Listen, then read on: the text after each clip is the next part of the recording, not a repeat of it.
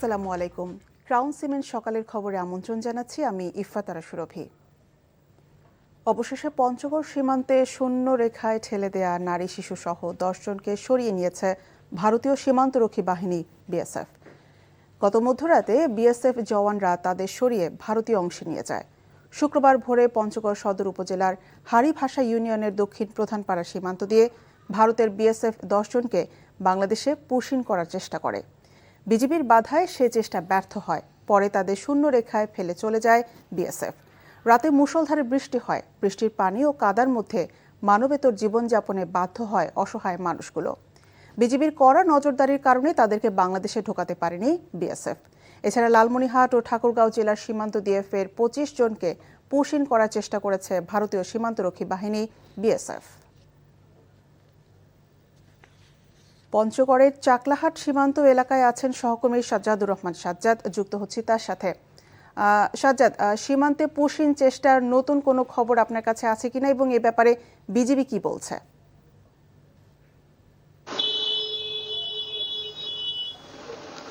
জি সুরভি, আপনি জানেন যে পঞ্চগড়ের আসলে 3 দিকে ভারত সীমান্ত বেষ্টিত।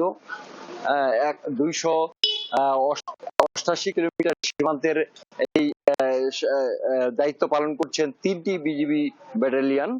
এর মধ্যে পঞ্চগড় 18 এবং 56, নীলফামারী 56 এবং ঠাকুরগাঁও 50। এই বিজিবি 3 বাহিনীর ব্যাটালিয়নের মধ্য দিয়ে আসলে বর্তমান যে 56 ব্যাটালিয়ন আছে এর অধীনেই হাড়িভাষা ইউনিয়নের সদর গড়ভিটা সীমান্ত দিয়ে গত শুক্রবার করা হয়েছিল, কিন্তু সে চেষ্টা ব্যর্থ হওয়ায় ওই শূন্য রেখায় অবস্থান করছিল শিশু, নারী ও পুরুষরা। অবশেষে গতকাল রাতে তাদের বিএসএফ সরিয়ে নিয়ে যেতে বাধ্য হয়। সীমান্তে বিজিবির সঙ্গে আমার কথা হয়েছে, তারা জানিয়েছে যে এভাবে অবৈধভাবে রাতের আধারে পুশিন করলে আমরা তাদের নিতে পারবো না। যদি তারা আন্তর্জাতিক আইন অনুযায়ী দুই পক্ষের সমঝোতার ভিত্তিতে কাগজপত্র, প্রয়োজনীয় কাগজপত্র সহ আমাদের ফেরত দেয়, সেক্ষেত্রে আমরা গ্রহণ করব। না হলে এই রাতের আধারে যদি তারা এটা পুশিন করার চেষ্টা করে, তাহলে আমরা তাদের প্রতিহত করার চেষ্টা করব এবং সীমান্তে বিজিবি টহল সহ সশস্ত্র অবস্থান রয়েছে বলে আমাকে জানিয়েছেন। এই ছিল পঞ্চগড় থেকে আমার কাছে সর্বশেষ তথ্য। সীমান্ত এলাকা থেকে জানছিলাম বিএসএফ এর পুশিনের খবর। আসন্ন 2026-27 অর্থ বছরের বাজেটে সবচেয়ে গুরুত্বপূর্ণ খাতগুলোর একটি রাজস্ব আহরণ। অর্থনীতির নানামুখী সংকটের মধ্যে বিপুল বাজেট ঘাটতি মোকাবেলায় জাতীয় রাজস্ব বোর্ড এনবিআরকে আরও কঠোর ও কার্যকর নীতি গ্রহণের পরামর্শ দিয়েছেন বিশ্লেষকরা। তাদের মতে অর্থনীতিকে চাঙ্গা করতে এবং জনবান্ধব বাজেট প্রণয়নে পরোক্ষ করের উপর নির্ভরশীলতা কমিয়ে প্রত্যক্ষ কর আদায় বেশি গুরুত্ব দিতে হবে। নতুন অর্থ বছরের সবচেয়ে বড় চ্যালেঞ্জ হবে মূল্যস্ফীতি নিয়ন্ত্রণ, রপ্তানি সক্ষমতা বৃদ্ধি এবং ব্যাংক ও আর্থিক খাতের হারানো আস্থা পুনরুদ্ধার।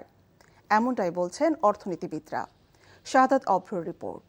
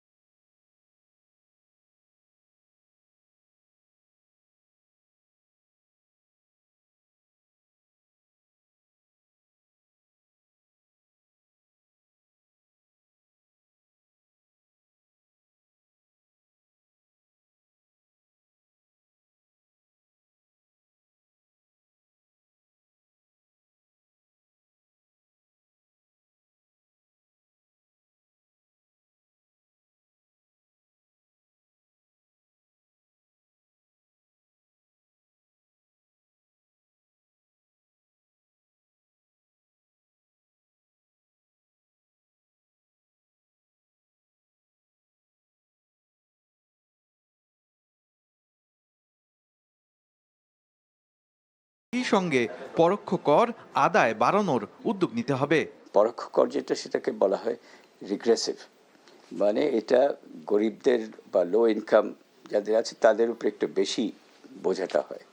সো এটাকে পরিবর্তন করতে হবে, এই রেশিওটাকে পরিবর্তন করতে হবে। আর আমরা আশা করছি আগামী 5 বছরে এই যে 33-67 এটাকে 33 জায়গায় 40 মিনিমাম 40 আনতে হবে। চলতি অর্থ বছরেই এনবিআর এর রাজস্ব আদায়ে ঘাটতি 1,04,000 কোটি টাকা ছাড়িয়েছে। অন্যদিকে আসন্ন বাজেটে মোট ঘাটতি ধরা হয়েছে প্রায় 2,43,000 কোটি টাকা। এই ঘাটতি মেটাতে বৈদেশিক উৎস থেকে 1,16,000 কোটি টাকা এবং অভ্যন্তরীণ উৎস থেকে 1,27,000 কোটি টাকা ঋণ নেওয়ার পরিকল্পনা করছে সরকার। ঘাটতিটা কেন হচ্ছে? আমার ব্যয় আর আমার আয়ের পার্থক্যটা, আমি এখানে ঘাটতিটা কমাবো ব্যয় কমিয়ে আর আয়ের এটা বাড়িয়ে। অন্যদিকে খেলাপি ঋণের পরিমাণ 6,50,000 কোটি টাকার ঘর ছাড়িয়েছে। ইচ্ছাকৃতভাবে ঋণ খেলাপি, এদেরকে সরকার যদি খুবই শক্ত হাতে এদেরকে আইডেন্টিফাই করে এবং একটু দৃশ্যমান একটু বিচার প্রক্রিয়া নিয়ে আসতে হবে। কর ফাঁকির যে উইন্ডোগুলো আছে সেগুলো কোনোভাবে বন্ধ করা যায় কিনা সেটা দেখতে হবে। আসন্ন অর্থ বছরে সবচেয়ে বড় চ্যালেঞ্জ হবে মূল্যস্ফীতি নিয়ন্ত্রণ, রপ্তানি সক্ষমতা বৃদ্ধি এবং ব্যাংক ও আর্থিক খাত থেকে লুণ্ঠিত অর্থ দ্রুত উদ্ধার করা। একই সঙ্গে শিল্পবান্ধব নীতি বজায় রেখে রাজস্ব আহরণে আরও কঠোর ও কার্যকর ভূমিকা পালনের পরামর্শ দিয়েছেন বিশ্লেষকরা। শাহাদাত অভ্র, এনটিভি নিউজ, ঢাকা। ফিলিপাইনে 7.8 মাত্রার একটি শক্তিশালী ভূমিকম্প আঘাত হেনেছে। এর জেরে এশিয়ার বিভিন্ন দেশে সুনামি সতর্কতা জারি করা হয়েছে। এসব দেশের উপকূলীয় এলাকা থেকে সাধারণ মানুষকে দ্রুত সরে যাওয়ার আহ্বানও জানানো হয়েছে। যুক্তরাষ্ট্রের ভূতাত্ত্বিক জরিপ সংস্থা USGS জানিয়েছে, স্থানীয় সময় সোমবার মিন্দানাও দ্বীপে আঘাত হানে ভূমিকম্পটি। প্রশান্ত মহাসাগরীয় সুনামি সতর্কতা কেন্দ্র জানিয়েছে, ফিলিপাইন উপকূলে প্রায় 10 ফুট উঁচু জলোচ্ছ্বাস এবং ইন্দোনেশিয়া ও মালয়েশিয়ায় 3 ফুটের বেশি উঁচু জলোচ্ছ্বাস আঘাত হানতে পারে। ইন্দোনেশিয়া, ফিলিপাইন এবং জাপান সরকার সুনামির সতর্কতা জারি করে বলেছে, উপকূলীয় অঞ্চলে বিপজ্জনক বড় ঢেউ আঘাত হানতে পারে। খেলার খবর, ক্রিকেট। বাংলাদেশের বিপক্ষে 3 ম্যাচের ওয়ানডে সিরিজ শুরুর আগে দলে 3 পরিবর্তন আনল অস্ট্রেলিয়া। দলে নেই ট্রাভিস হেড, মিচেল মার্শ ও তানভীর সাঙ্গা। ব্যক্তিগত কারণে বাংলাদেশ সিরিজে খেলবেন না হেড। মার্শের চোট সেরে না ওঠায় বাংলাদেশে আসবেন না তিনি। তার পরিবর্তে দলকে নেতৃত্ব দেবেন জশ ইংলিশ। মার্শ সময় মতো সেরে উঠতে না পারলে টি-20তেও নেতৃত্ব দেবেন এই উইকেট রক্ষক ব্যাটার। সাঙ্গার পরিবর্তে প্রথমবারের মতো সাদা বলের দলে ডাক পেয়েছেন off spinner Todd Murphy. Head ও মার্শের স্থলাভিষিক্ত হয়েছেন ম্যাট শর্ট ও ওলি পিক। কাল বেলা 11টায় প্রথম ওয়ানডেতে মুখোমুখি হবে বাংলাদেশ অস্ট্রেলিয়া। সকালের খবর এই পর্যন্তই। এই খবরের ভিডিও সহ আপডেট জানতে ভিজিট করুন এনটিভি অনলাইন www.ntvbd.com। এছাড়াও এনটিভির জনপ্রিয় সব অনুষ্ঠান এবং খবরের আপডেট জানতে ভিজিট করুন আমাদের ইউটিউব ও ভেরিফাইড ফেসবুক পেজ। 12টায় মধ্যাহ্নের খবর দেখার আমন্ত্রণ রইল। ধন্যবাদ সবাইকে।